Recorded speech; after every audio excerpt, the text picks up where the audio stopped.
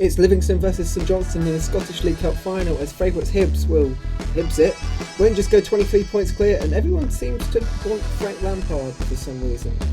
It's episode 6 of the Pulse 90s podcast. With me today we have Andy, Marcus and Kyle. How are you guys doing today? Right, man. How was your weekend? Apart from Hibs, It was alright. Good. Imagine losing being their biggest problem. Yeah, that's a good point.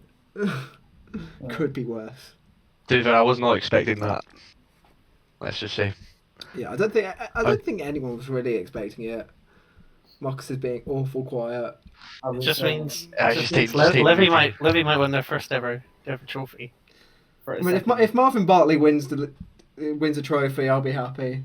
Effie Ambrose will be lifting it sky high. I'll be happy. He's got to do that backwards flip again. Done a few of them in his past times. He scored that many own goals that he used to. Not Hibs it. Well, Hibs have Hibs it. I think that's... Should we start there? That seems like the biggest story of the weekend. I don't really want to go into it. But it finished... Yeah, Marcus, come on. Give us your biggest smile, man. Put on a brave face. It's funny because I think was it last podcast or the one before I was like, oh yeah, I still back Jack Ross. Yeah. Yeah, so I'll get on to that. But if we're gonna analyse the actual game, it started off pretty promising. I mean, I don't think we were amazing. I mean, some people are saying we were outstanding. I don't think we were really outstanding. Our play was kind of limited by St Johnstone's low block. Which was fair. I mean, we knew they were going to play like that. It still forced Xander Clark into a few good saves, hit the bar twice as well, so... I think Jackson Irvine must have hit the post on his own 2 or 3 times. Jamie Murphy obviously hit the post. I don't know how he hits the post from there because the goalie's on the ground in that position. All he has to do is... he got a touch onto it. I thought Xander Clark got a touch and touched it on the bar. I think so. Xander Clark did make a few good saves, so I think he did save it on the bar. Yeah, because he made the first initial save, which was a good save from Xander Clark, and then the follow-up, which, to be fair, I don't know how he could hit the other side of the goal. So he had to aim it where he did. He hit it with power, and I think Xander Clark got a touch on it, which touched on the bar, from what I could see from the highlights, but I didn't really watch the game. I don't think Clark got his touch in the second one. I think Murphy's just tried to chip it over him when he's been on the floor. And it's hit the bar and not gone in. Oh my god. Even bar that though, Hanlon had one. Hanlon, I can't mind if it was a corner or a set piece, but Clark makes a good save for that as well. So you always felt like we were on top. I mean, St Johnstone weren't getting into our half too much. It was kind of really comfortable. But what was worrying is I know there's a lot of comparisons with this game in the Hearts semi-final that I'm going to make. But another one was the first 30 minutes just dominating the game again, not really putting away any chances. So that was that, and then literally either the first or the second shot that St Johnstone have on target goes in from a set piece as well. Jason Kerr, who I've said as far back as I can remember, we should be signing. He goes in, just loses Porteous, or I don't know what Porteous is doing from that position, but it's even at 1-0 though, in theory the team should be getting themselves fired up. We're the favourites for this competition as a whole. We've just gone 1-0 down in the 35th minute odd. That's a minor setback, but we can still... The mentality there should be, let's go and put 3 past them in the second half, or even get 1 back before half time, and then we're still good. But as soon as that goes in, you can just tell, heads dropped, and they just kind of start to give up in a way. Even missing all those chances and then going 1-0 down, you just think it's going to be another one of those days, isn't it? Hibs just do this all the fucking time. Hibs are forever needing to just put it in the net and failing to do so when really needing it. I mean, Jack Ross's win rate against the big sides, if you look at all the stats, they're 50-50 on par. And then you look at goals scored, and they'll be losing 2-0 or whatever because they just aren't putting it in the back of the net. We've in terms of games against, so the teams that you'd expect us to be compared with are Aberdeen, Hearts, Rangers, Celtic. These are our main competitors. Those are the 5 biggest clubs in the league. So against those Hearts not in the league, but yeah, go on. yeah, well, for the point I'm making though, like we've played against those teams in the top flight 12 times. Sorry, that will include the semi-final against Hearts. But anyway, under Jack Ross, we've played against those teams 12 times. We've only won 2 of those games, which, if we're meant to be comparing ourselves to Aberdeen, that's nowhere near good enough. And both of those wins came in 2019. We beat Aberdeen 3-0, we beat Hearts 2-0. So that's a year, like a full calendar year, and now a month, where we've failed to beat any teams that we should be competing with. Which isn't really good enough to be fair. And we had a really good chance against Celtic. We bottled that. We came up against a Hearts team, which I think we should have been beating in the semi-final. We didn't do it. I mean, Hibs at this point seemed like parallel to someone like Brighton, where all the pundits praise the play style, but the results just aren't there. Yeah. It's just like XG all you want, but if you're not scoring a single goal, XG doesn't matter.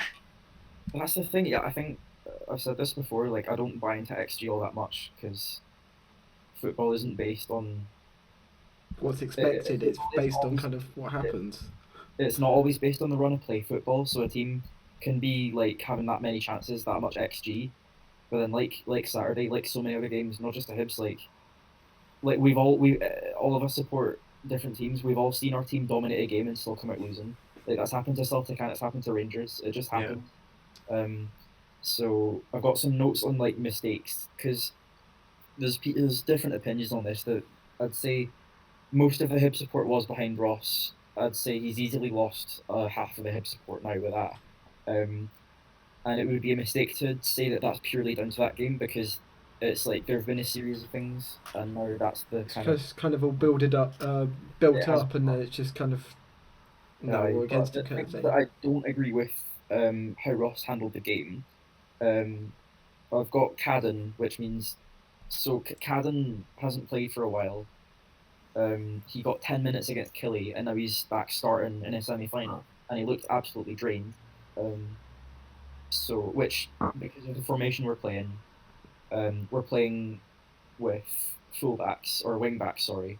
So our width was meant to be coming from Doig and Cadden. So when Cadden isn't at the races, then we lose the width from that side, and then our only width is coming on the left from Doig. And then against a team like St Johnstone, who are sitting back, you need width in that situation. So we're shooting ourselves in the foot. And to add insult to injury, we've got 2 wingers on the pitch who are both in central positions. We've got Murphy as an attacking mid, and we've got Boyle playing at striker, and I think they're both wasted there.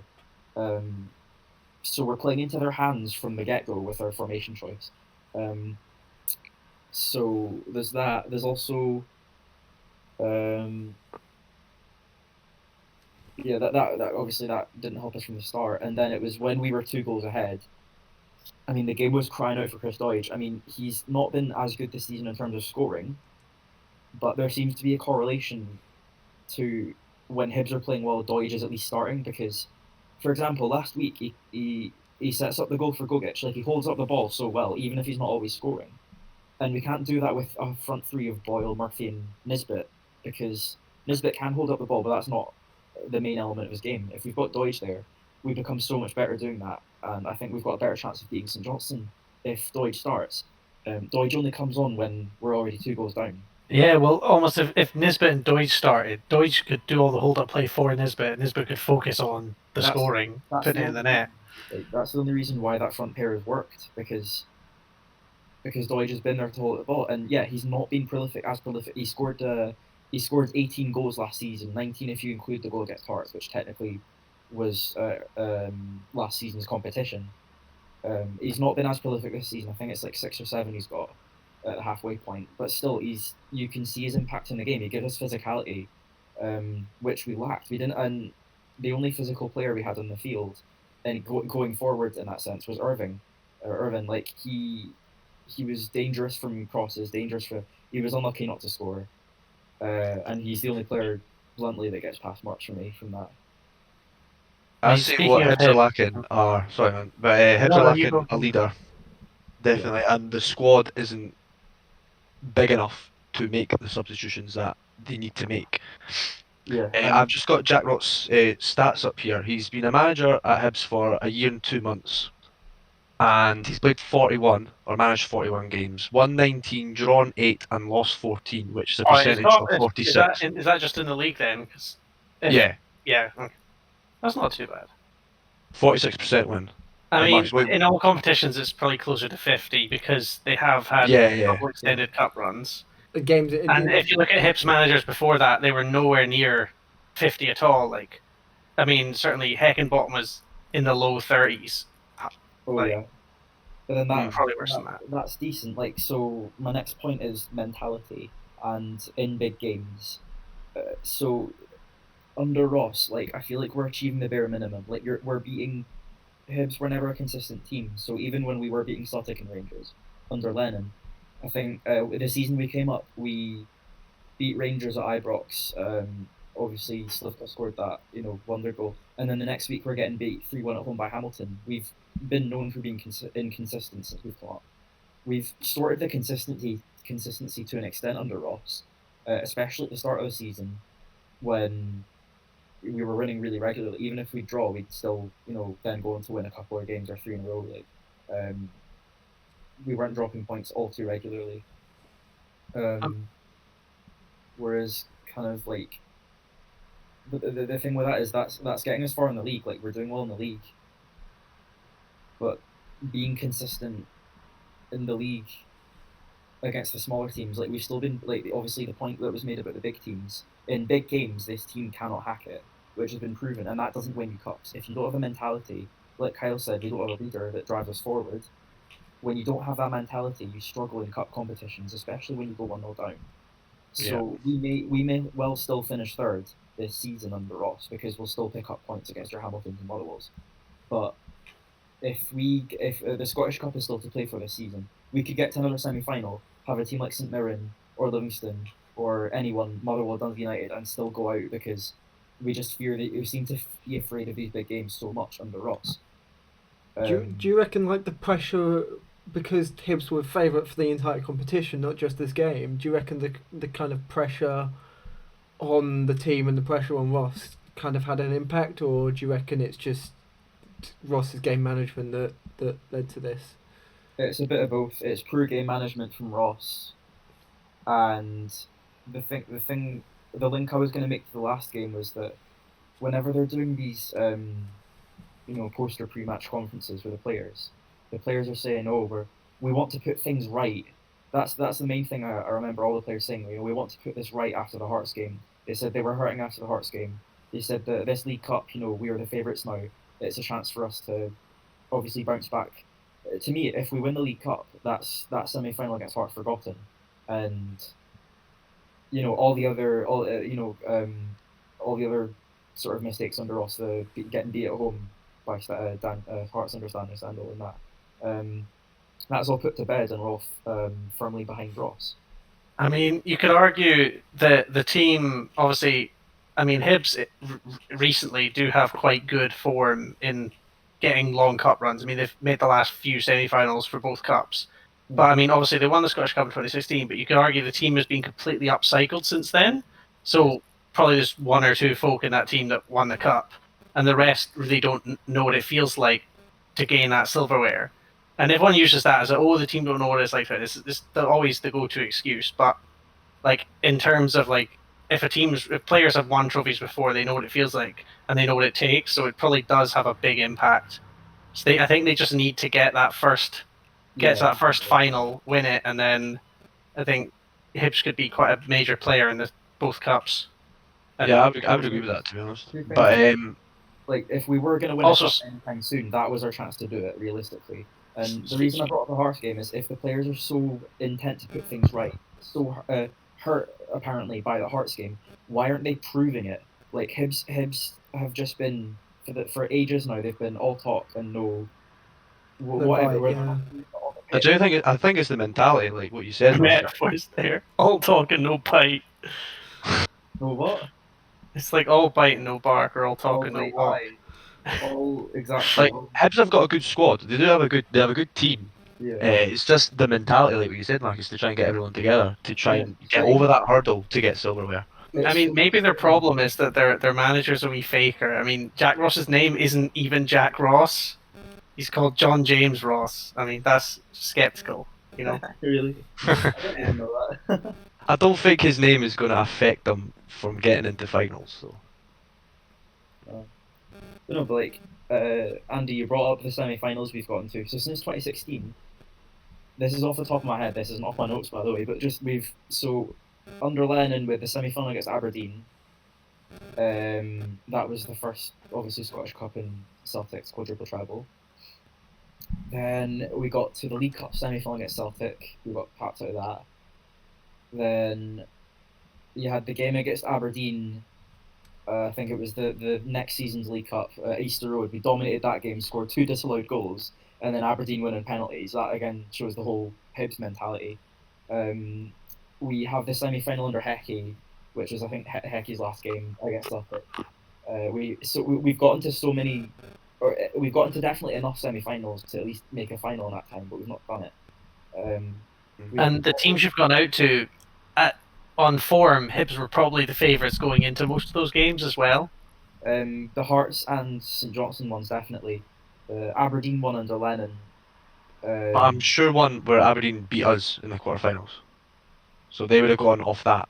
That was the. Yeah, so they would have had that like we Was just that beat when Rangers. Aberdeen beat Rangers 3-0? No, I'm sure it went to replay and it went to Ibrox and then got beat. Something like that, yeah.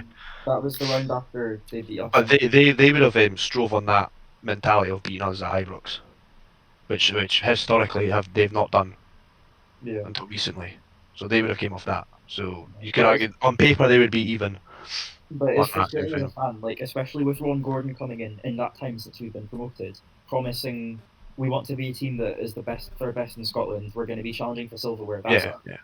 So another point I wanted to make is online the amount of fans of other clubs, I guess, like your mother was in Dundee's and Dundee United and all that. These fans saying, "Oh well, Hibs being disappointed at this shows that there's an arrogance there, according to them, that we're the same as Celtic, that we throw the toys at the pram because we got beat 3-0. But what they fail to understand, like, we have to go. The baggage that we have as Hibs fans is the whole Hibstit tag. Like the phrase isn't Motherwell Day, it's not Dundee Day, it's Hibstit for a reason. Because we as a club, our fans have to put up with the fact that our club are serial bottlers. We've now this mentality problem has been going back years and years and years. The 2004 Cup final against Livi, even 2016 against Ross County as well. Like this is something we've had to put up with for ages. And just when a new owner comes in, says that we're going to put it right, we get Jack Rawson has been backed as well by this new owner. We've spent serious money on McGuinness, on Nisbet, and then when you think things are going to change, then it suddenly flips back to you've bottled 2 semi-finals in one season. You feel that you're going backwards in that situation. So we are, as fans, we're completely in it right to be annoyed by this. It's not a case of we thought we were favourites for it. We were entitled. No, it's that we're just disappointed because all the perceived progress that we thought the club was going through the last 4 years has instantly been undone. Like we feel like we're back at step 1 where Heckingbottom had just been sacked and we're looking for a new manager. It's like it's completely back to square one and there's no progression there as a club, and that's something we've been wanting for ages. Like it is so frustrating, honestly. That's my rant there. Over. Yeah. Where are we jumping on to next? I reckon from there we move on to the Rangers game as they went 23 points clear this weekend with a 5-0 win over Ross County in Gerrard's 150th game in charge. They pretty much dominated this game. Is that my cue to come jump in? That's your cue, yeah. Right, okay. So obviously Rangers 5, Ross County 0. Obviously after a disappointing result last week against Motherwell, escaping a 1-each draw at Fir Park, it was quite embarrassing really, to be honest, because the game was just really slow. Could have taken 2 passes out of 4 like what I said last week. So the league leaguers hosted Ross County at Ibrox, which you would expect Rangers to go and finish the game, because at Ibrox only conceded 1 goal this season at Ibrox against Motherwell in the 3-1 win at Ibrox. So obviously our opponents Ross County have shocked last season's champions by putting them out of the League Cup. And also I've done a wee research on Ross County as well. They have the worst away record with 3 wins, 1 draw, and obviously now 10 defeats. So I'll just go into the goals. So the first one was Ryan Kent. It was a good cross from Tavernier, as you do. Put up to Morelos. Morelos had 2 players on him, and he just headed it into the path of Kent, and then Kent with an absolute beautiful finish in the top corner with his head, which you wouldn't expect Kent to finish with his head. But it went into the top corner. Keeper absolutely no chance for that one, and it was a great team build-up, great play. I thought out from the start, from the first whistle, Rangers were out of the blocks really quickly and had pushed for chances early on in the match. And obviously the second came from Hilander. It was a great corner from Barisic again. Set pieces Rangers have been absolutely deadly this season. It was a free header, unmarked, and it was good to see him getting a goal as he's been in and out of the team quite often as well. And then the third one, I don't know if you guys saw it, it was an absolute... Aribo's one. Oh, Aribo, absolute yeah. brilliant piece of skill from Aribo. I mean, you expect him, I call him Twinkle Toes, because he just take best plays like it's nothing really. So obviously tab on the wing again, passes it to Aribo. Aribo skins 2 players and then finishes from a tight angle just inside 18-yard box, which just curls into keeper's right. It was a great skill and great goal from the midfielder. Fourth one in the second half was obviously Mr. Ryan Jack coming back in. It was a great team build-up, brilliant. Gerrard said himself that it was one of his favourite goals this season so far. So Jack picks up the ball, passes to Itten, who lays it off for Hadji. I thought Hadji did absolutely brilliantly in that game, and I thought he was the deserving man of the match.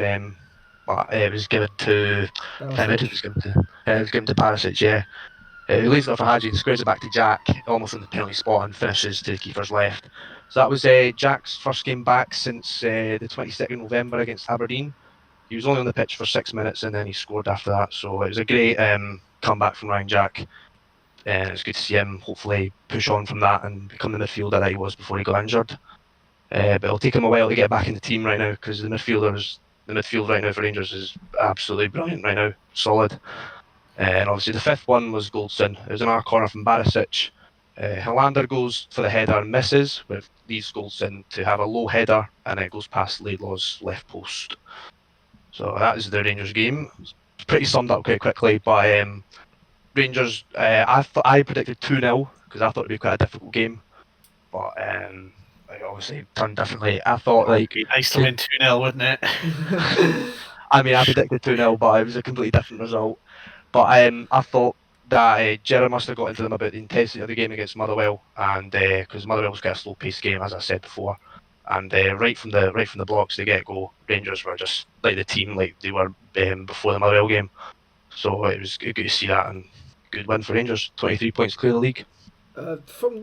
One thing I wanted to talk about from this game is the Tavernier's penalty was saved. He hasn't scored in a month. Yeah. Because he's one of the league's highest scorers. Is he out of form in terms of his goal scoring, or is it in terms? I would say he's out of form, because Tavernier's still playing well. Like he got like a couple of assists in that game. It's I don't know what happened to Tavernier, but imagine your right back not scoring for a month. You know. Yeah, when you put it like that, it sounds like okay, it's just. But yeah, obviously Tavernier's been one of our biggest goal scorer this season, through free kicks, penalties. But I don't know. It's 2 penalty misses out of, I don't know how many it is, but it's 2 in a row. It was a very poor penalty. It's because he's English. Yeah, that's fair. That's fair. No, I think Sam, the point that you're saying, is it worrying that Tavernier hasn't scored in a month? And like Kyle's saying, he's a right back. That's just telling like how good a season he's had. And our goal difference is sitting pretty high right now. It just shows that Rangers overall are a better team goal scoring, because it's not just the one player that's banging in like last 58. To put that into perspective, Celtics is 30, Hibs is the next highest on 9. So I don't know what you say anymore, to be honest. Yeah, it's just Rangers. The goals come from everyone, which is good team contribution as well. Yeah. It's not just the one player. Like last season, we would rely on Morelos. That's what you want in a title-winning team. Like I think in any, regardless of whether it's Scottish League, Premier League, like you need a squad contributing with goals. I think that's one of Hibs' problems as well, as I said before. Actually, Yeah, probably. But yeah, again, like, go back to the Rangers game now, I think we've finished with the Hibs game. With obviously Hadji's, people have been complaining about Hadji, about his form in the past couple of games. But Hadji, in the last few games, he's always been closing down and he's just been trying to get the ball back. As soon as he loses it, he tries to get that ball back as soon as possible. And I genuinely thought Hadji was absolutely brilliant for that game. And I would give him man of the match personally. He just, obviously, picked up a few balls. I assist Ryan Jack as well. It was just, yeah, I think a great individual performance, but a great performance for the team overall. Just that intensity was changed from the Motherwell game, which just completely changed the result. Here, I'm curious to ask. So Ross County, I think I predicted them to score. I think I predicted 4-1 for that game. They obviously went and beat Aberdeen 4-1 as well, and they shocked us. So under John Hughes, they have been getting better results. How, like, despite them getting beat 5-0, obviously, like, I don't think you can blame them too much for that against, you know, the way the Rangers are playing at the moment. How do you think they did? Do you think that they were impressive in any way? Do you think there was something they were trying to do that was, you know, decent, or did they just kind of fall over, or how did the game go? Because I didn't watch the game or the highlights. I thought I was quite impressed with Ollie Shaw. His Yeah. positionings, I thought he's actually a pretty good player. He'd be a good sign for us, actually. I wonder why. Yeah, not. no, he got past the defenders a few times in between Goulson and Hollander. But obviously you expect Dan McGregor to make a comfortable save, but he didn't really trouble us. But I was quite impressed with Ollie Shaw in the game. The best, or one of the best young talents in Europe, as Leanne Dansker said, that we let go. Let go of and it's the kind of player we kind of need They right don't now, which play is for annoying. Hearts? Sorry. No, it was at Hibs. All right.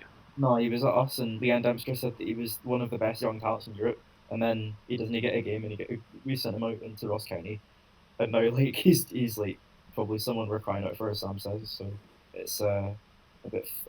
I find it funny to be honest, but it's good. It's good to see that he's got his career back. Obviously, he wasn't getting a game for us, so the fact he's going up to Ross County doing well, I'm happy with, especially under John Hughes. Very happy with that. I think if he has this season and possibly next season as well in Ross County, I reckon he could, you know, look towards getting a move back up to a team like a Hibs or an Aberdeen or something like that, because if he's starting to pick up form and he's starting to grow like we expected him to when he was at Hibs, then I don't see where the ceiling is for him. I reckon he can keep on growing.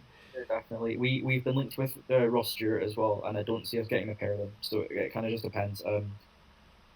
Aberdeen possibly would be frustrating from my point of view, but I think that if we're talking about that kind of club, I don't see him getting anywhere near the starting 11 for Celtic or Rangers. So it'll probably have to be Hibs, Aberdeen, Or somewhere down south. Yeah, that's the thing. Probably, the League One kind of level. Although you never know, I reckon he would be a good shout. I mean, if Aberdeen move on Sam Cosgrove, possibly a good shout for. Yeah, give it a good move. Yeah, that's a good shout. Yeah, that's Rangers summed up. I want to move on to the other League Cup semi-final, where Livingston advanced to the final with a 1-0 win over St Mirren. St Mirren. Yeah. 11 games on the bounce for Livi since they last lost. Unreal. With their new. You've just taken one of my quiz manager. questions. God. Oh. Andy gets the point for that one then. Yeah, give him the point already. I mean, that's in the intro. 10 in the league and 1 in the cup. Yeah. Well, that's in the intro. I said Livy St Mirren was the Scottish League Cup.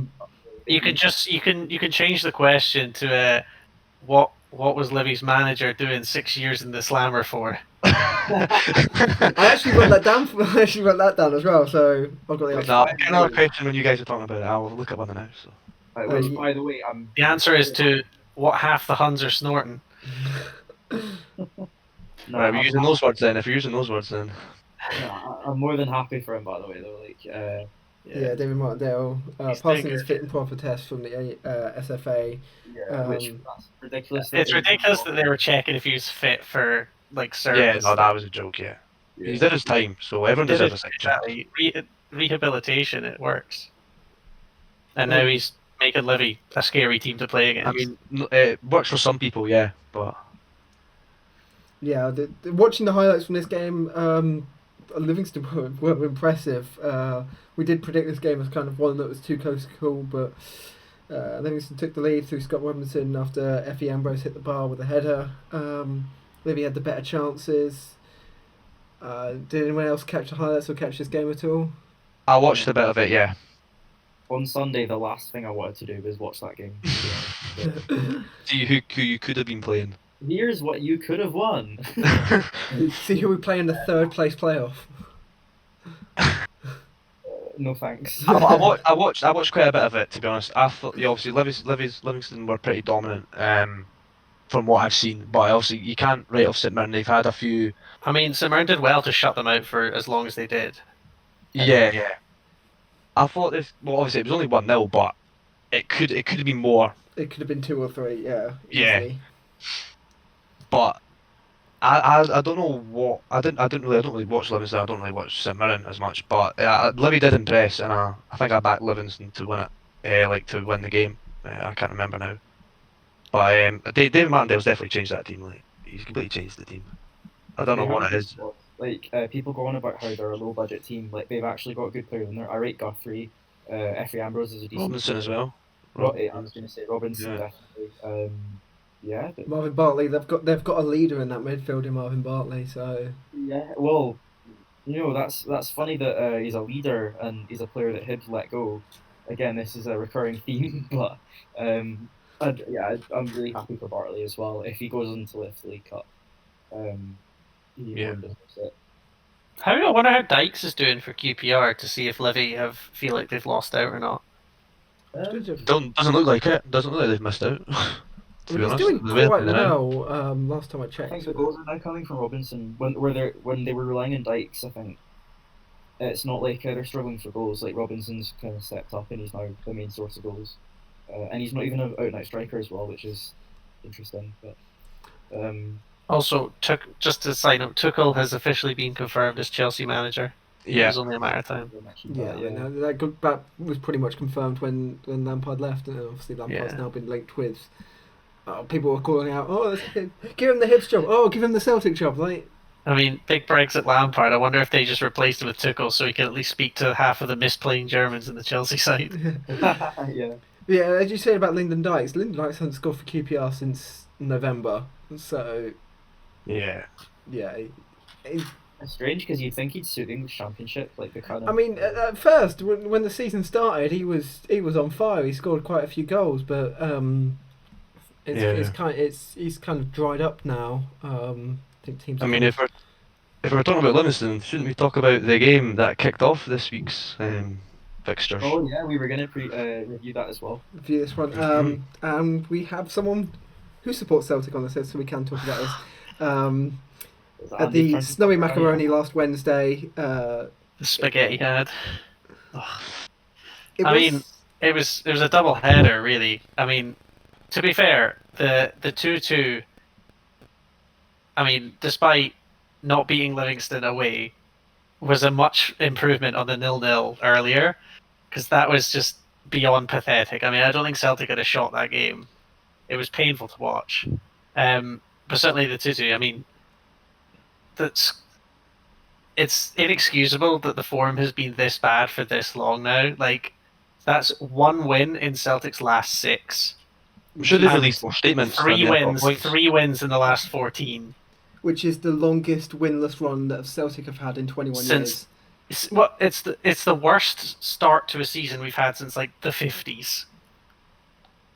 It's beyond rubbish. I mean, Celtic can't even string 2 passes together.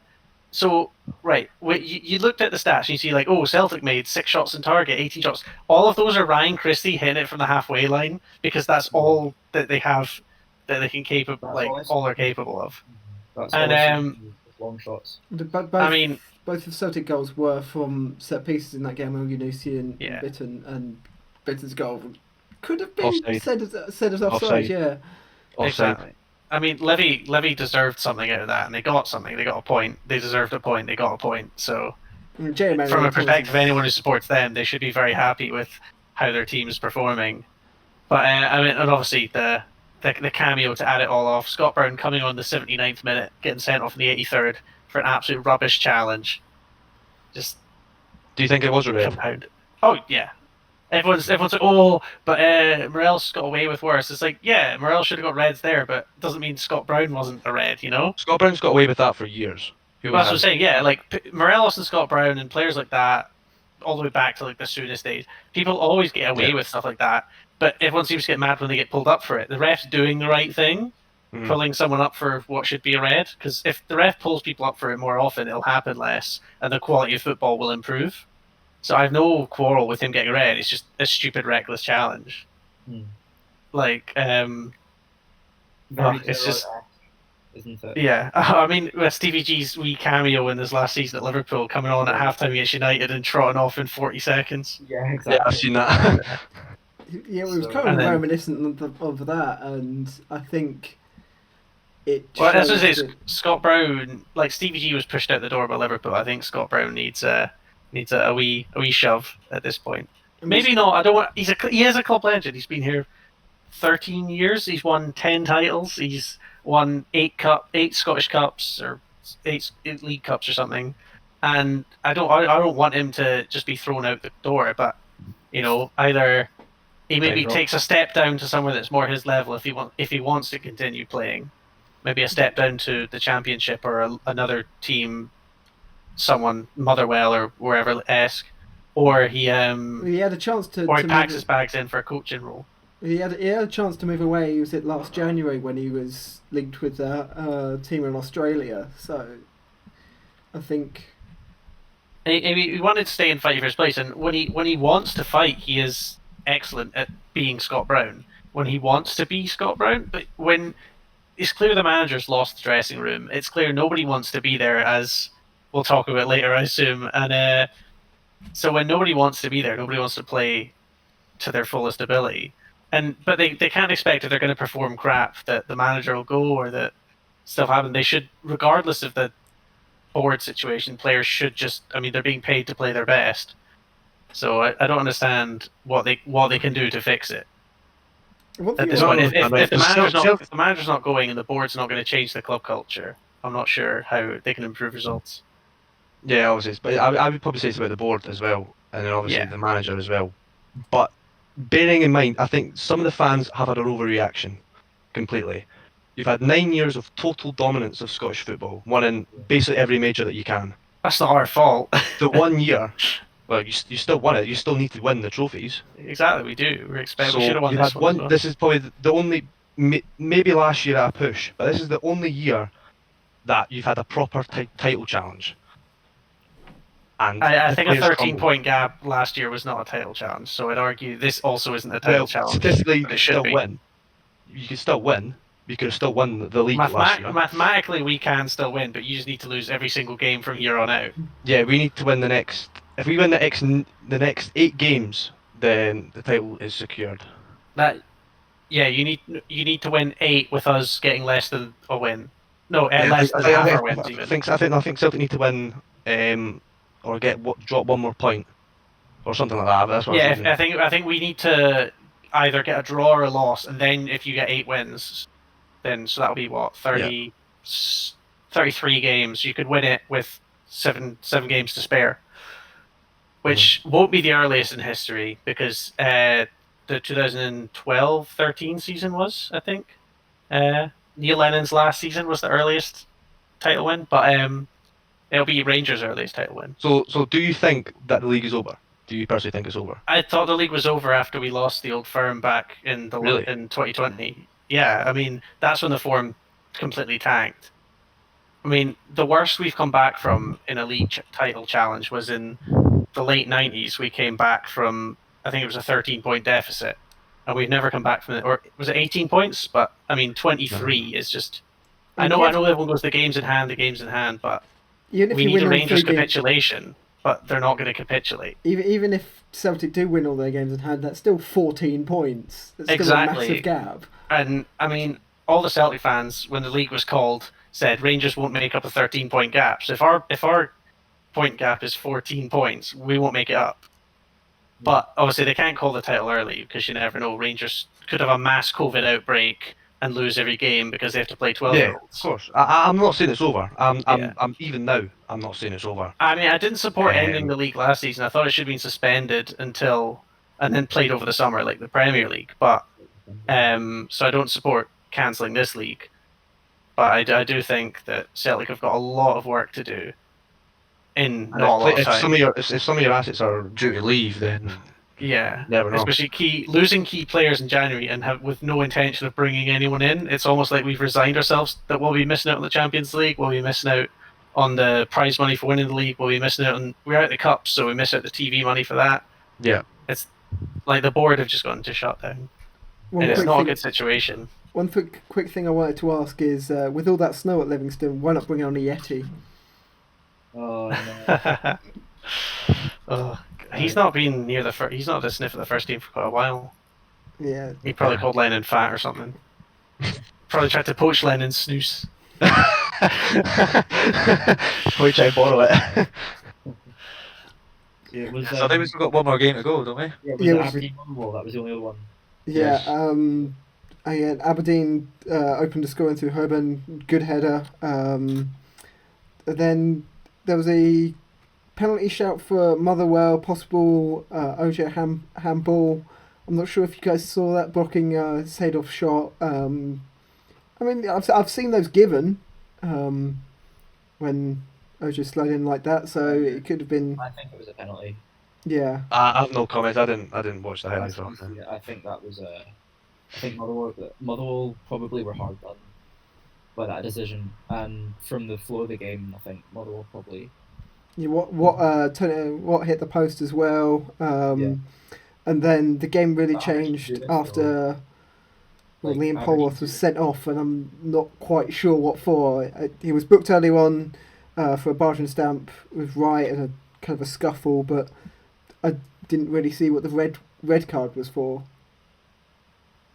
It was a double booking, I think. Yeah. So it's probably just a challenge that he mistimed. No, because on the highlights it doesn't show how we got the red card. He was booked in the 26th minute, but and then sent off in the 48th. Yeah. So it must have been two silly challenges. Possibly an off the ball incident because it's not on the highlights. You can't really see any replays from it at all. Must have been. And then Mr. Boogie himself scored. Could be called as he was. Motherwell players would call them for offside, but I don't think it was. I'm not sure. I didn't watch the game, to be honest.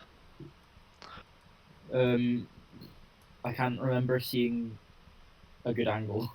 Yeah, there wasn't any remember good the goal, angles, but I but from what I remember can tell, he's just running onto the loose ball from an onside position, and then by the time he gets to the ball, he looks like he's offside. So.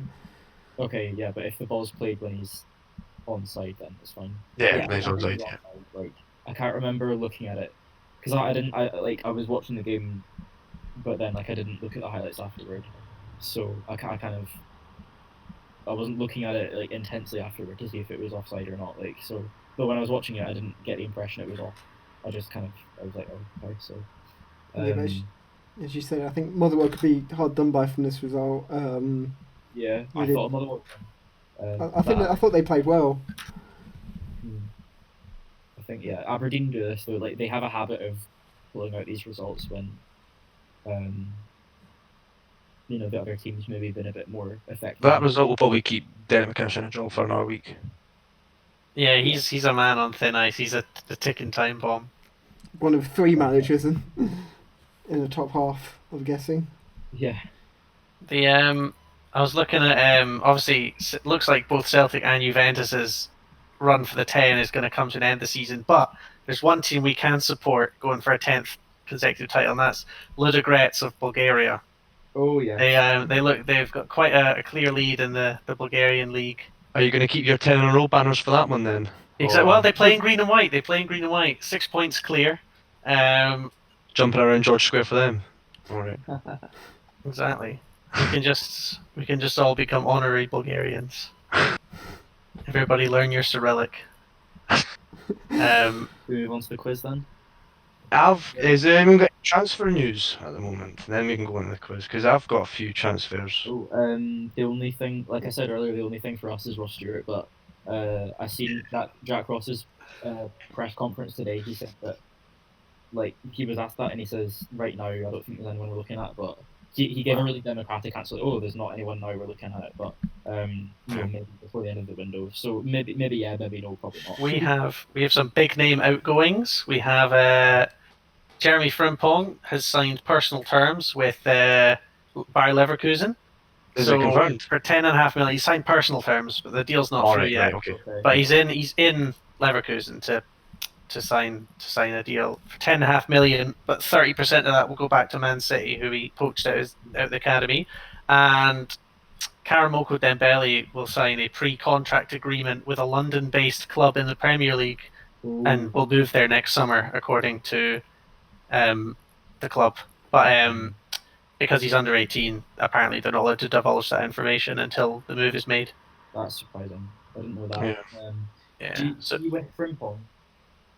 I don't, am I right in thinking that it's down to he thinks that Lennon is maybe holding him back, or he doesn't agree with him? Yeah, so the rumours coming out of the club is it was either him or if Lennon doesn't go, he will go. And he knows he's sort of Celtic's most valuable young asset. So he So he was basically, he said, like, it's me or him, and the board went, we've invested too much back in Lennon, like, we'll just cash in on you. So it was actually, there wasn't actually offers coming in for him, but he was transfer listed by the club.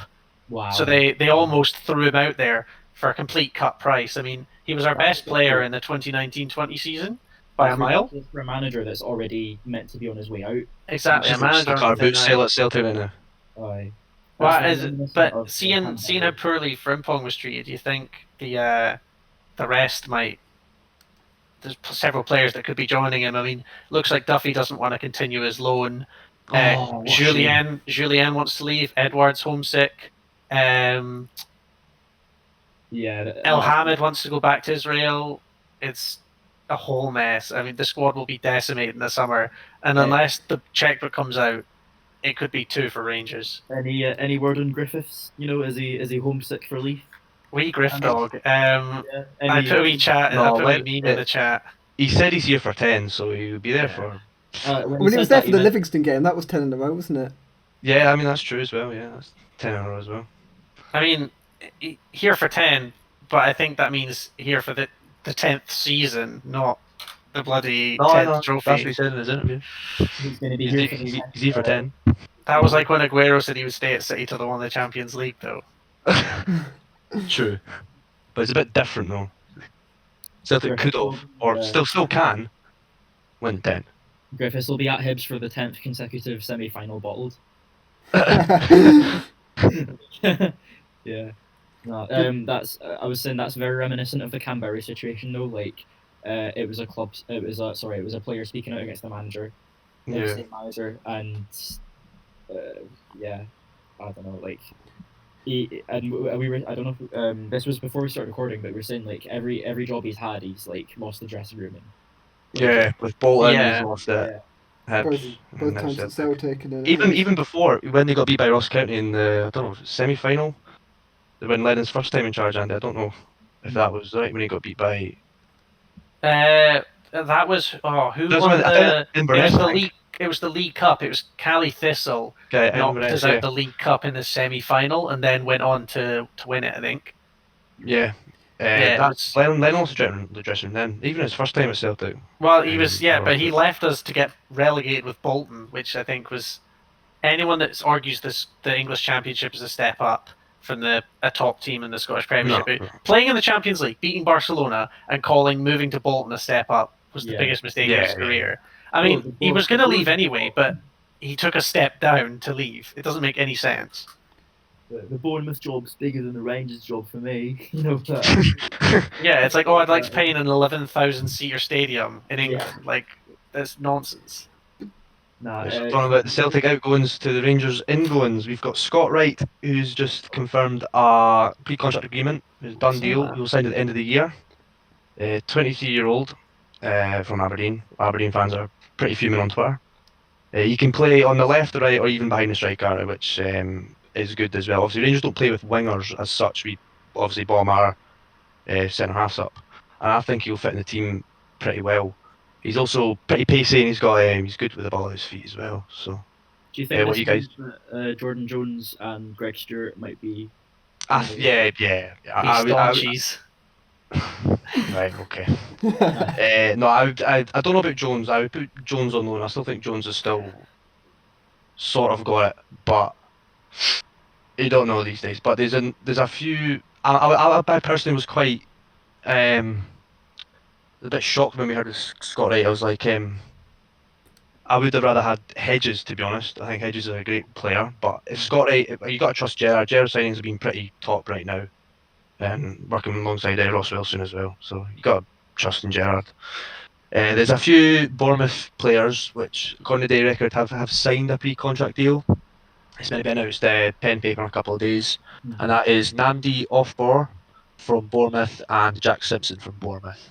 Obviously, I don't watch English Prem as much, but I've seen a couple of videos on them. Offbor is a 21-year-old centre mid. Obviously, I think Hyperboard that'll skill be... compilations on YouTube. Yeah, of course. But do you not watch them? Touting everyone for the postcast.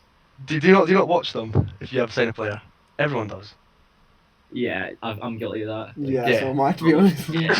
You always find some. It'll be Paul the Tim will have put together a compilation of them doing stepovers in like English League One, and then Celtic. but he'll put some drum and bass over it. And they will beat us. Yeah, so Offborough has only been used from the bench on 3 occasions, which I thought these two were a bit weird. And obviously, Simpson's a 24-year-old centre-back, and he's made 9 championship appearances and only starting 6. I think those will be more of squad players than first-team players. Do you reckon Offball as well? Is he possibly one for the future? Yeah, I would probably say he's one for the future, obviously, because Davis has not got long left. It's probably cover for Davis. Even that, our midfields is pretty... We've got a lot of cover from our midfields anyway. But yeah, that's the only 2 that are for Rangers right now. And then obviously Glenn Middleton going to St Johnstone as well on a loan deal. That's quite a good signing for St Johnstone, I would say. So yeah, that's for the cup final. There's also Hearts. I can't remember the name of the guy, but they signed that striker. That's championship news though. Yeah, this is SPFL news. Yeah, we're not focusing on championship. Hearts have signed that striker. That's it. We're done. Let's move on to the quiz. Right, I'll get my pen and paper out for the quiz, gentlemen. We'll call it Kyle's Knowledge. Right. I thought that in the shower this morning. So. I was thinking an idea. See how? So I made the quiz last week. Should we rotate it so there's not just one? Yeah. That's right. Sounds good to me. I like that. Okay. Obviously, Marcus, you meant to do it this week again, but obviously you're too busy crying. So. But legit, I was. Okay, I so. like the idea of it rotating though. I think that's something we could do. Yep. Sounds good to me. So who wants to do it next week? Any volunteers? Okay. I'm happy to. Nice. Make sure I've got everyone down right. Okay. So Kyle's Knowledge quiz. So the first question is: when was the last time that St Johnstone were in a cup final? Do you have a buzzer? Can I go like? You can just say. You can say whenever. 2015. That is incorrect. Damn it. 2013. Marcus got it. It was 2014. Anyone know who against? Dundee United. Falkirk? It was Dundee United. There you go. It was Dundee United. Do you know the score, Marcus? 2-0 St Johnstone. Well done, my man. I'll give you an extra point for that. Yes. That was a complete guess. The 2-0. I knew Right. Dundee United, but Obviously, Hibs have just been embarrassed this week. So, obviously, back to the Ibrox when Rangers played Hibs last season. It was Rangers 6, Hibernian 1. So, can you name the scorers for Rangers? Defoe. Kyle, you were on the phone to me as well that game, taking the absolute. I've seen that. Defoe was I was one of there. them. I was there in the away end, just greeting again. Doing my match. Right, who wants to have the first go? Defoe. Defoe is one, yes. Oh, who got Aribo. No. Morellis. Yes. Darryl Morgan Horgan got Mara. the Hibs goal, didn't he? Yeah, Oh, Horgan scored the one for Hibs. The question was the Rangers goal. Oh, was it the Rangers? Oh, Can you name the last scorer? So obviously Defoe got a hat trick, Morelos got 2, and there's one. No. Oh, was it not Jones? Oh, Tavernier? Nope. oh my god. I don't want to think back to that game, but I'm gonna have to. You did the last Chris, mate. Ryan Jack. No, it was not Ryan Jack. Ryan Jack's first goal was against Celtic, and the 1-0 win. Oh my. Yeah, I remember that Kent? one. I remember it very good. Oh my god, it might have been a defender. No, it wouldn't. I don't think it was. Do you want to come back to it? No, it's not Barisic. Do we come back to that one? As well, I left it like 4 or 5, either 4 or 5-1. Who's was when I like left, the so- grottiest? You leave it early. Oh, Yeah. We're getting Well, well, you 6-1 at I know- Ibrox. You're going to leave early, aren't you? well, I wouldn't know, but When it's I like do remember being at Ibrox in the big 4-0 and the stadium being completely empty after the fourth went in. Oh well. No, I can't think of this last scorer though. Do you just give up or do you try to come back to it? Let you think. Ah, you should tell us. Yeah. Right, it was Shea Ojo. Oh god. Ojo. Is he still with you? No. No. He had a couple, he was alright in Europe. He scored a couple of goals in Europe, but then never since.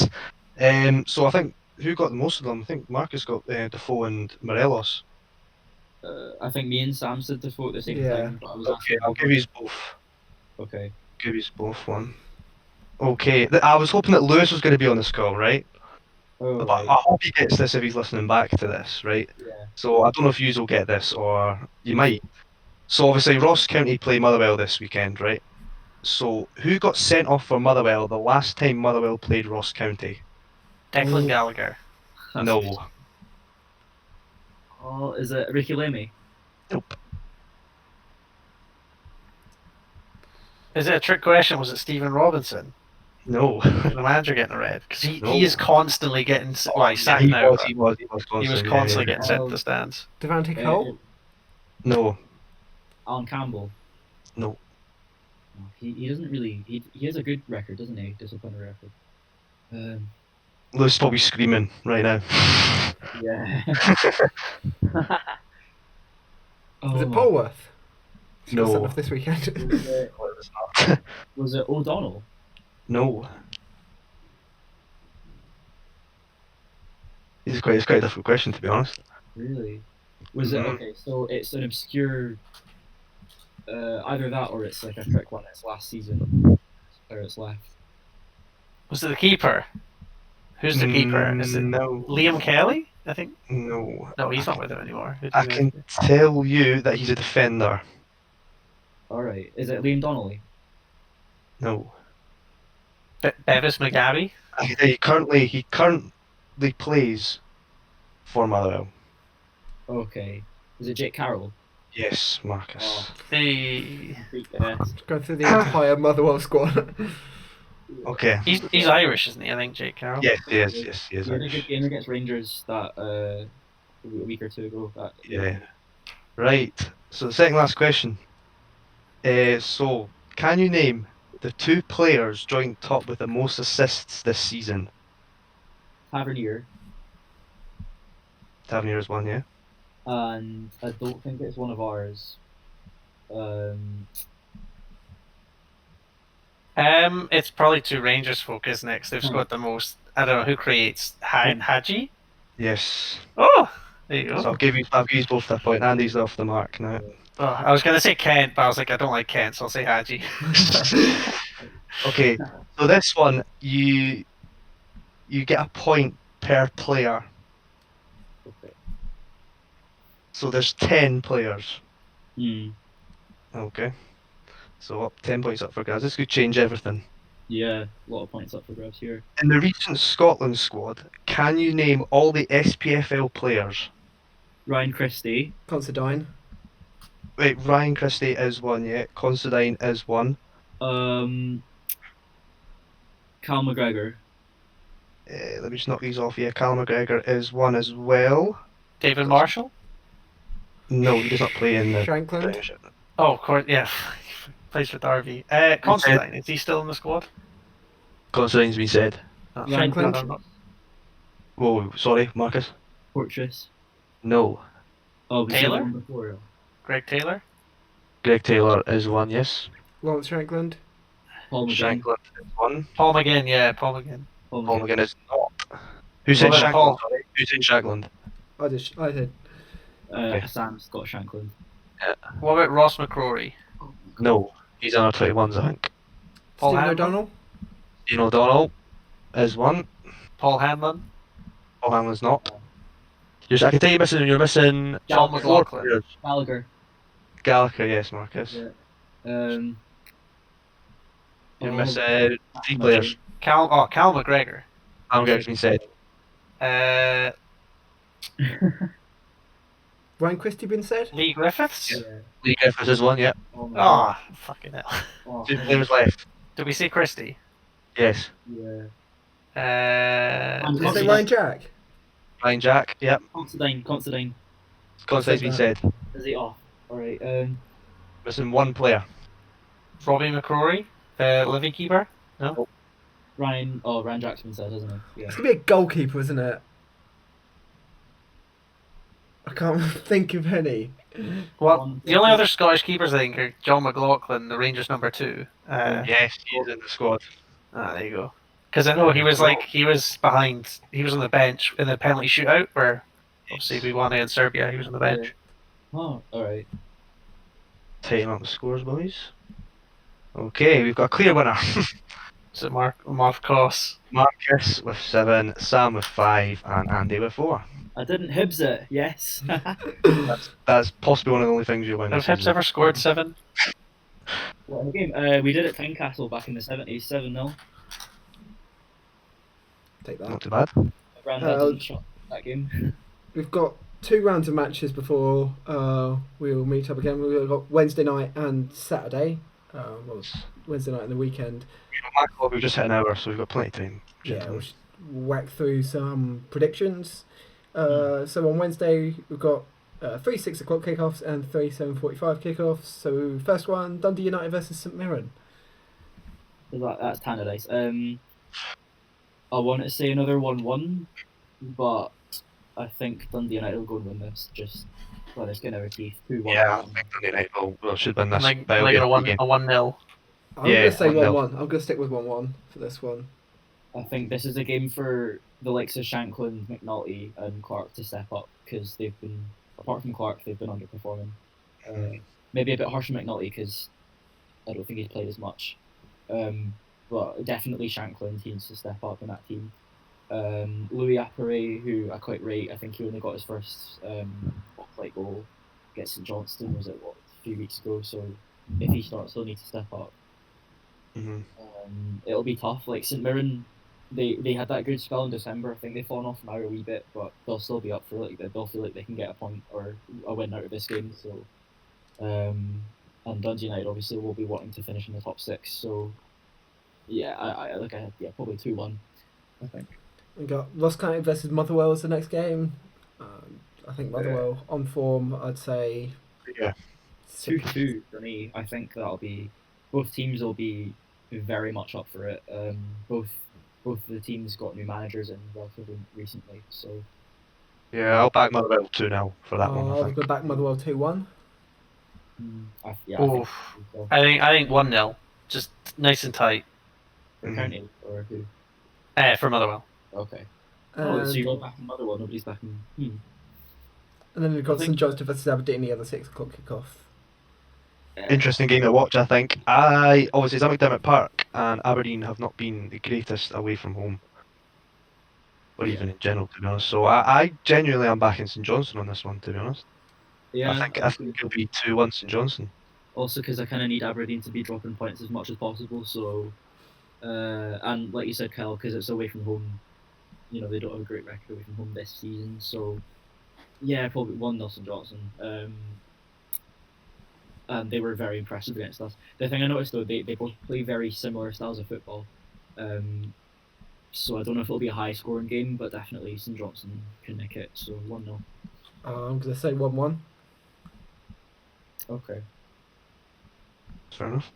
Still good to see that Aberdeen dropping points. I think it'll just be a rubbish 0-0. I think Scottish football is going to be on for some rubbish games this week.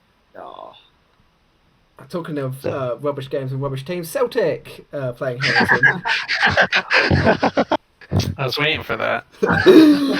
Led it beautifully into that one. It'll be our fourth draw on the bounce. It'll be 2-2 again. But we'll leave it late. We'll equalise So in like the confident in your 87th. Look, if the results get good, he keeps his job. If the results are poor but we're not losing, he'll probably still go. That's the best you can hope for, right? I mean nobody wants to force their manager out. But You want to force your manager out. yeah. Yeah. But it's to inspire change. The board will see the error of their ways. They'll inspire change. Freshen up, Yeah. No, I think it. I don't want to say anything about this game, to be honest. It's against Hamilton at Celtic Park, so you'd expect the Celtic to go and finish their dinner. But recently they haven't been, so it's a tough one to predict, to be honest, because obviously I don't know who will be playing. To be fair, they're proper cockroaches, so we might actually beat them. Yeah, they're pretty timid. But again, if we beat them, we'll leave it late. I'm gonna go with what I said initially when I looked at it. I think it'll be one each. I'm going to say 0-0. I reckon this will be the game that will turn the board against Lennon, or start to turn the board against Lennon. It should have been months ago. Just because I reckon it will be It so uninspiring that it will just be a drab 0-0. If we're lucky, you might see Lennon do air quotes again in a press conference. That'd be pretty funny. Oh god. or something else, something even more unhinged. Hmm. I don't know. Yep. Maybe he's actually battering all the journalists. Like, Are all the press conferences on Zoom? He's going to batter them through Zoom. oh yeah, I did forget about that. Well, Smash his computer. he marches himself right over to like their house, and he's just like staring at them through the window. Like he's hunting all of them down. Yeah. To be fair, I'd be surprised if Ross didn't do that as well, because Ross was going at the journalist that interview on Sunday. Like, oh, I think you're being very unfair to managers. Like, come on. But oh. Yeah, one each for that game, I'd say. I think I'll stick with the 2-2. The other game we've got is Liverpool versus Kilmarnock. Again, this is one that's quite close. I reckon I'm swaying towards Livingston. Yeah. I think Livingston will continue their hot streak. 3-0. Ooh. Yeah, I mean, the goals are coming, and their defence is rock solid, so I think they'll keep another clean sheet. I'm going to say 2-0 for this one for Livingston. Yeah, I expect Livy to keep a clean sheet. I would probably go, not for 3, I would probably say 2-0. 2-0 for that one. 2-0 Livy for me. Yeah. And the biggest game on Wednesday is Hibs versus Rangers, and I'm scared for this one.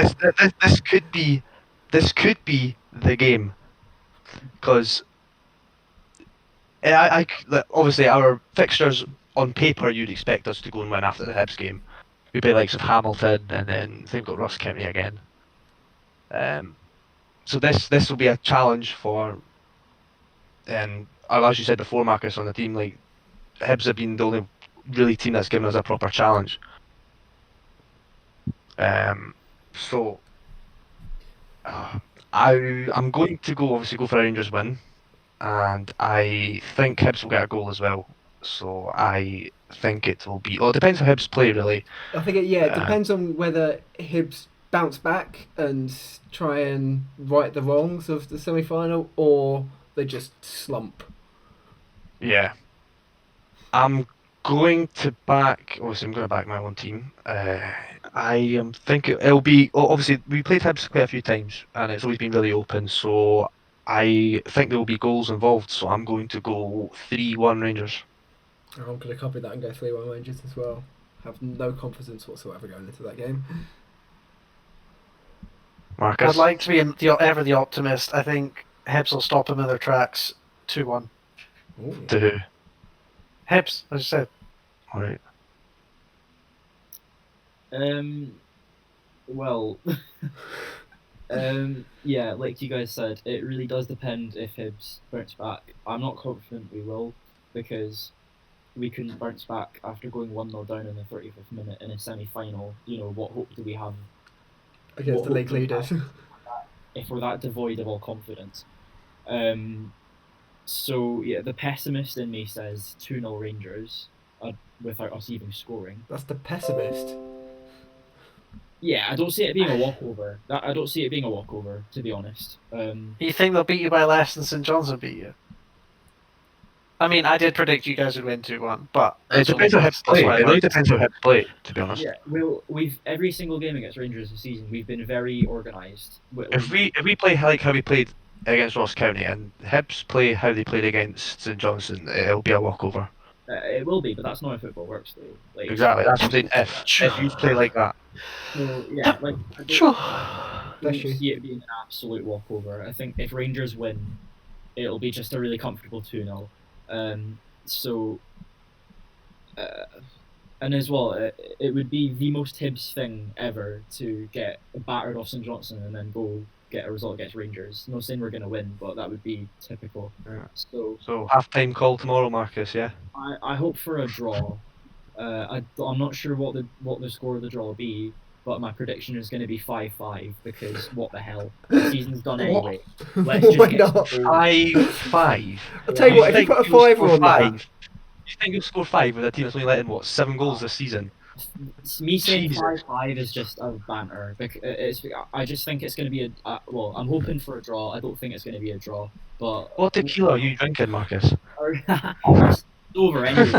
As long as there's some goals in it, why not 5-5? But Put a fiver on 5-5 and then see how much you get back. Because if it I finishes bet on- 5-5.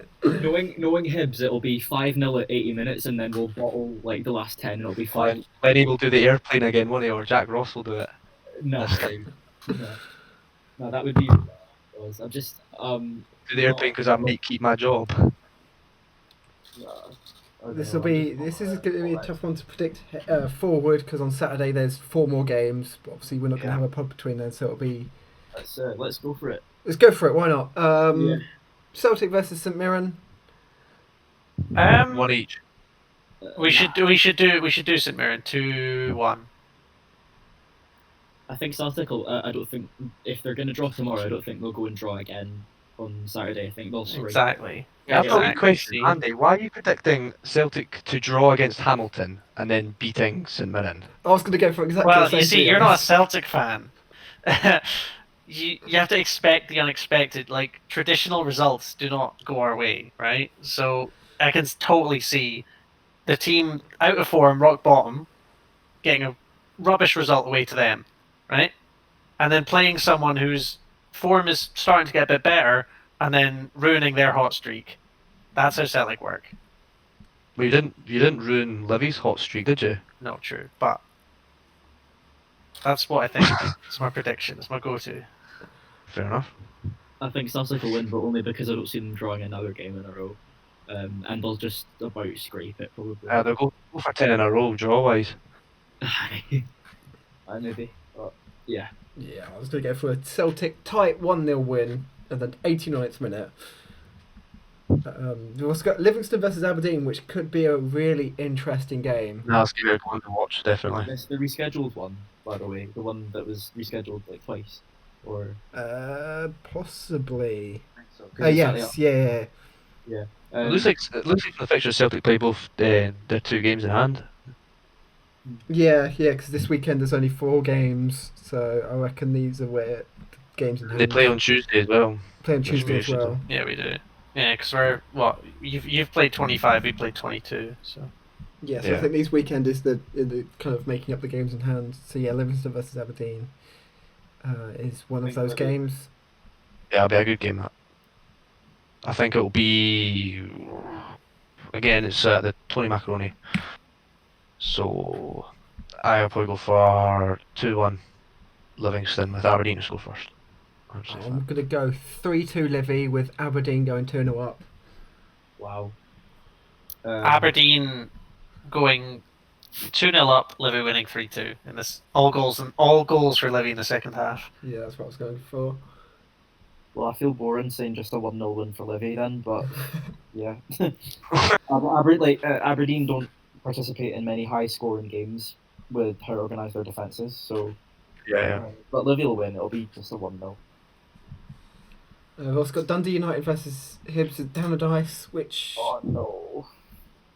5 each. No. God. Like I said, it really just depends. Like, we're so inconsistent. We can go in, like, yeah, it really depends how. We could get a draw against us and then get beat. That's nice. We could. The next 2 games, we could have any number of results. Like, it really depends how we turn up. It depends how we do on Wednesday as well, because we'll go into that game with a different mentality. I think Hibs will win that 1-0. Comfortable though. Comfortable 1-0. There's no such thing as a comfortable 1-0 when it's Hibs. Oh, there is. No, when it's there Hibs. when it's Hibs, right? Okay. Yeah. No. I'll say we've been very good away from home this season. So I'll say 2-0 Hibs, and with it being a bit more comfortable, and hopefully,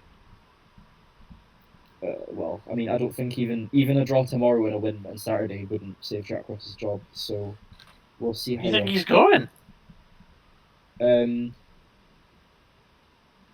Yeah, I think if.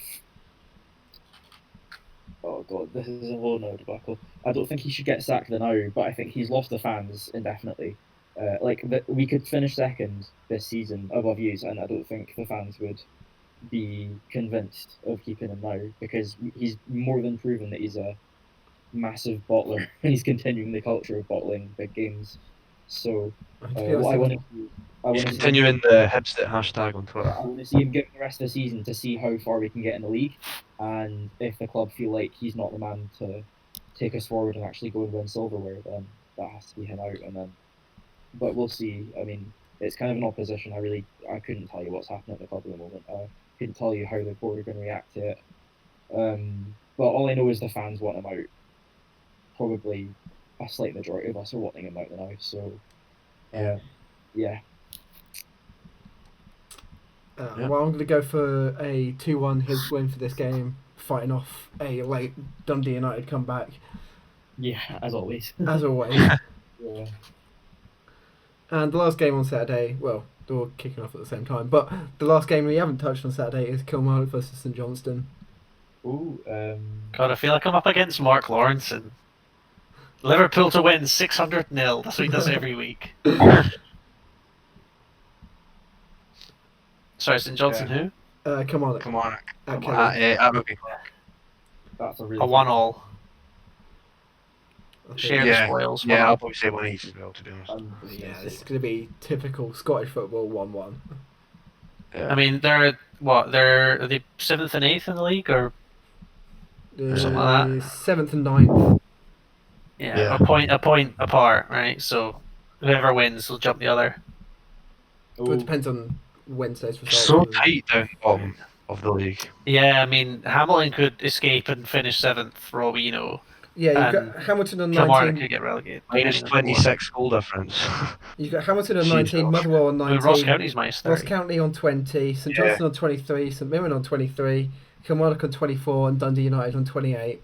I'd say Dundee United are safe. Anyone below that is like... So the bottom 6, basically. Yeah, bottom 6 is a toss-up. Top 6 is obviously... I think the top 6 is confirmed. Yeah. I think Dundee, Livi, Hibs, Aberdeen, Celtic, and Rangers, that's pretty set in stone. It's going to be interesting to who actually gets third. Yeah, At the moment, my money is on Aberdeen have a game in in hand. I mean, if Aberdeen use their game in hand on Hibs, that's them at 45, which is 1 point Celtic. Obviously, Aberdeen got absolute trash by Ross County last week. Yeah. Aberdeen aren't. I mean, we're in a state. I don't think Aberdeen are any better. I mean, they all.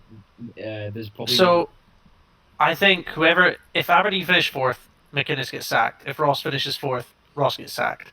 I think that's the battle there. Yeah. Yeah, definitely. And then Lenny just gets sacked anyway. I mean, you've both conceded the same number of goals, and Aberdeen have scored 2 less than Hibs. Like, you're pretty on par. Yeah. Yeah. Except they've won both head-to-heads, and Aberdeen got a couple games now. and we've got them a week on Saturday at Easter Road. as Yeah, well. Aberdeen won the 6-pointers, but then also dropped to like the bottom clubs. Yeah, so The it's thing is, that's the next big game though. That game against Aberdeen, that'll be the next big game. And knowing us, like we'll probably do well until then. We'll go and beat Dundee United, and then I think it's St Mirren on the Tuesday. We'll beat them, and then we'll be all riled up for it, thinking, oh yeah, it's a big game. We can secure third, and then we'll go and bottle it again because it's another big match you can't win. But that's a story for next week's podcast probably. Is there a possibility that Livi could sneak up there? Because they're the only team apart from Rangers who are really on form at the moment. Absolutely. The Scottish football, anything can happen. Yeah, Exactly. I think Yeah. on that note. I've got a. I don't know if you guys have seen this, by the way. I'm just checking Facebook, and somebody I know is a Celtic fan has posted something about Jeremy Frimpong, and he said a quote. It's "I dreamed the dream, but my demands haven't been met. You'll see what I mean." So All right, that's very- Susan Boyle. That's very ominous, isn't it? Yeah, but That's do you remember very he posted that like wild like biblical rant on his Instagram story, and it's like, bro, why do you have sex outside of marriage? That's cringe. I remember him posting that on his like Instagram story or something like. That's very cryptic though for football. That's very like Rodgers-esque, like when he was like, or what? Oh, it was Dembele, yeah, taunting Rogers. Yeah, that was a wild one. Oh, Apparently, Jeremy Frimpong only weighs 67 kilograms, which would make me an enormously fat bastard in comparison. Same here. He's also only 175 centimeters. It's not that short. Apparently, that's what comes out. You Google him. Yeah, pretty much confirmed at Leverkusen. Then Yeah. I mean, it's been confirmed by Transfermarkt. Celtic, Yeah.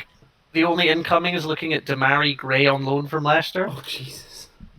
to replace up the right side. Yeah, that's about it. And on that depressing note, I think it's time to Yeah. end. Thank you guys for coming today, and goodbye. I'll see you later. The False 90s podcast is available on Apple Podcasts, Spotify, YouTube, Podbean, and our website at false90s.wordpress.com. For updates, follow False 90s on both Twitter and Instagram. And a big thank you to Fransisco Aluear and his track Space Game, which is our theme tune.